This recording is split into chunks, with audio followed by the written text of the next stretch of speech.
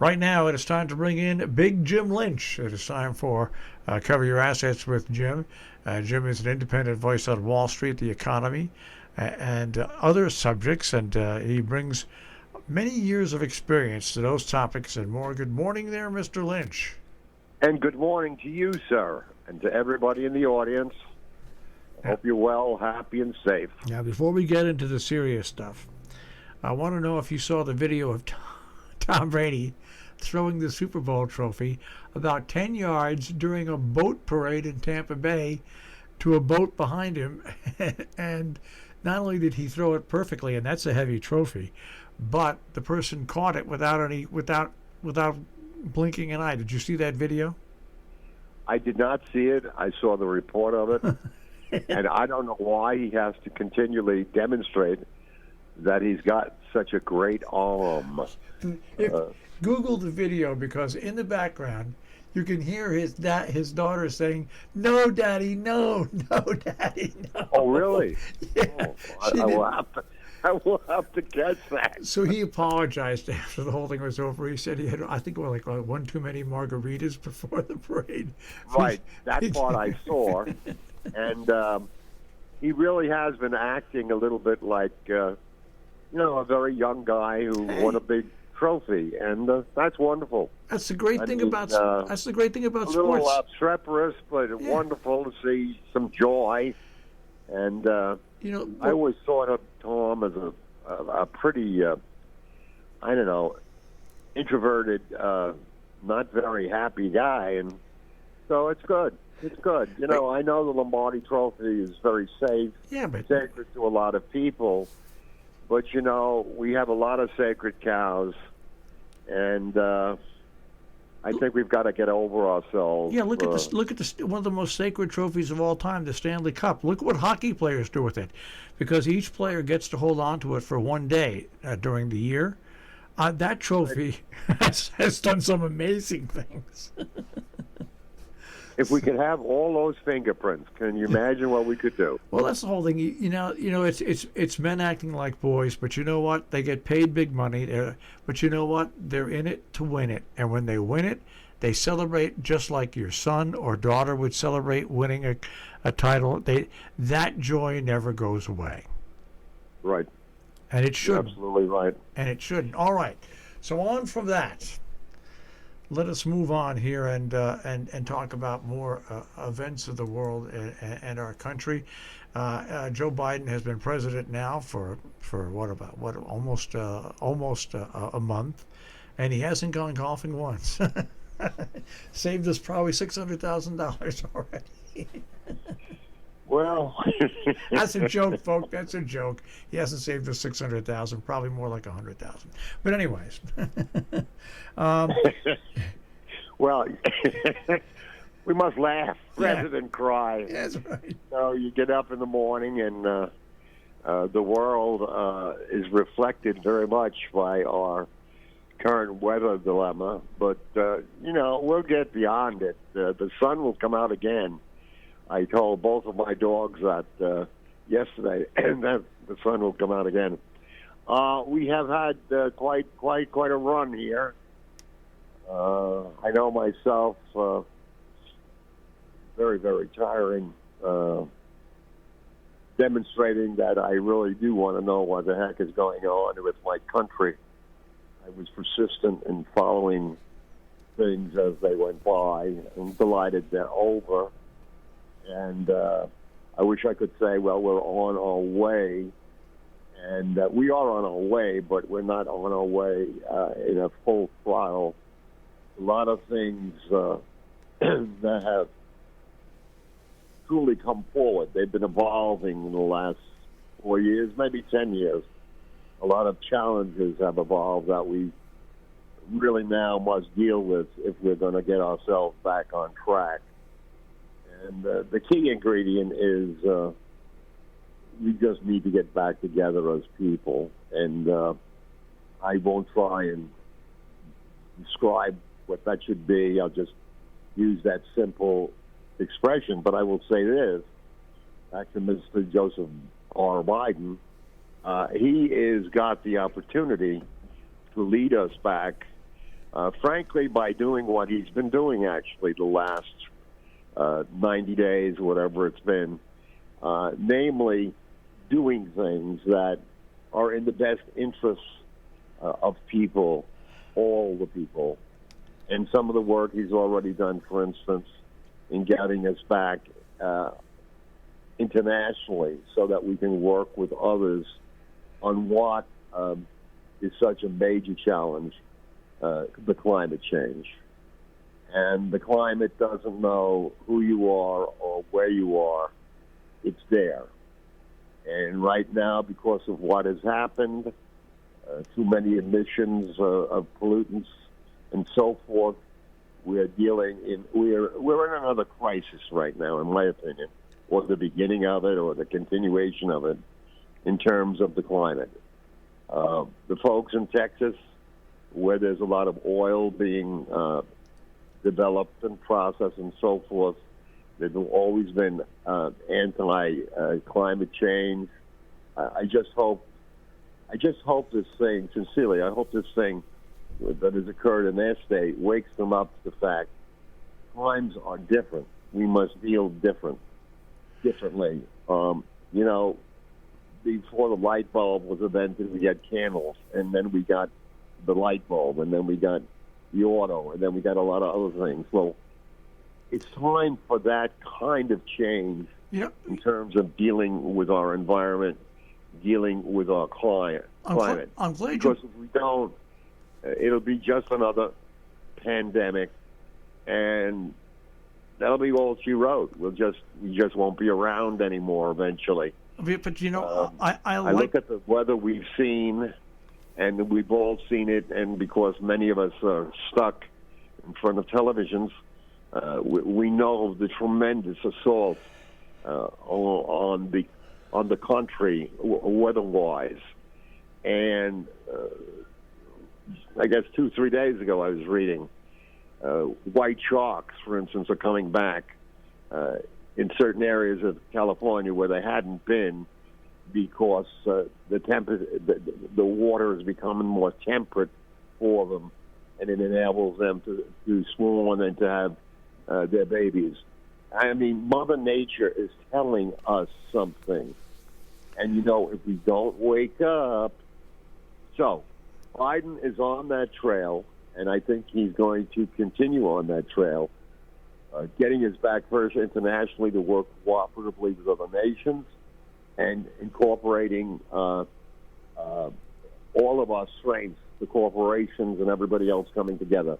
We're seeing it already on a material basis with the electric car, which by 2025 will probably be, well, maybe a little later, will be probably prevalent in terms of our getting around town, so to speak. But the work has got to be much more. I mean, coal emissions, we got to bring them to zero. We have all of the hydrogen now is being developed as a powering source. We've got natural gas. We've got electricity. So we have, unlike the pandemic, we have a lot of solutions for climate change. But it will take a very, very total effort on the part of the populace, corporate and individual, to get to it. So, but Jim, I'm glad you brought. I wish words would take care of the problem, but they don't. So, but you brought up some good. Back to the coach. You brought up some good things about climate change, and here's what always amazed me: with the development of green energy, the development of green energy does not mean that we can't and won't use oil. It does not mean the death of oil. Now, coal is another matter. Coal is going to be going down in usage in amazing amounts. But if we're going to ever get energy, total energy independence, it's going to be a combination of some things that some people don't like, but are going to have to be combined. That is nuclear energy, that is wind and air, that is the sun, solar, that is natural gas, that is oil. it's going to take all that. Even the guy that owns Tesla, Elon Musk, said that right now, if America were to go to all electric cars, there's not enough energy in this country to power all those electric cars. So we have to, and I like what you're saying. We have to acknowledge the difference in the extremes in the climate, and we also have to build a broader platform. Like I said, instead of being, let's say it's 35% solar, let's say it's 30% wind, let's say it's 20% natural gas and another 10 or 15% of oil. We need to do it consistently, and if we do that, we will turn around the effects of what we're doing in the atmosphere. We'll be able to go in towards the future and give a better future. The thing that always amazed me, Jim, is when you talk about being green, no one ever said that being green, except coal's a different matter. It's a totally different matter, but no one ever said we're going to eliminate everything else. I mean, when we went from radios to televisions to now satellite TV, guess what? Radio's still around, television's still around, satellite TV is here. When we went from light bulbs to where they are now to where we're to LEDs, light bulbs, I never understood the people that say it's got to be one way or the other, because it can't be. We have to develop as a country and as we develop industries. We're going to have to find ways where everybody understands where there's going to be a mix of oil, natural gas, solar, and wind power, and even the real one, water power. They're finding out what they can do with oceans by putting things in the ocean themselves without harming the environment. So it's got to be a broad-based look at this. I hate it when environmentalists are painted as being they want to get rid of oil. They don't. They want to expand the use of other forms of energy to lessen the reliance on oil and natural gas, not get rid of it. And we seem to overlook that in this country in the debate between natural energy and what we have now and green energy. It doesn't have to be one thing or the other, Jim. Well, this plays into a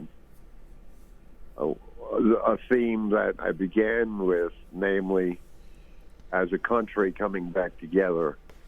We need to decide that what is for the common good of the country, and we need to go with that. Also, in the process, if we could get rid of political contributions, which creates a lot of fractions, that would go a long way to help us dealing with this environmental problem. There are too many people getting paid too much money in the Congress and the Senate who lobby to stymie things that their constituency, whatever portion it is, oil or whatever, from getting things done. And in my opinion now, more and more I'm realizing just how the threat has come true that we talked about on this show with the Citizens United, the ability of people with millions of dollars to sway Congress and so forth, because those millions are really driving a lot of the problems we've had in many, many areas, and we've just got to take care of it. I'm gonna get off the beaten track here a little bit, and that is, I don't know about you, but what the main thing Joe Biden has done as he's since president has brought back a different sense of calmness. When there's press briefings, we don't have the president. We have actual daily press briefings by the press secretary. When the COVID task force meets and talks to the public, we don't see the president. We see the COVID task force talking about what's going on. And even something as simple and this was continued under the Bush administration, the Obama administration, the Clinton administration before it, and the other Bush.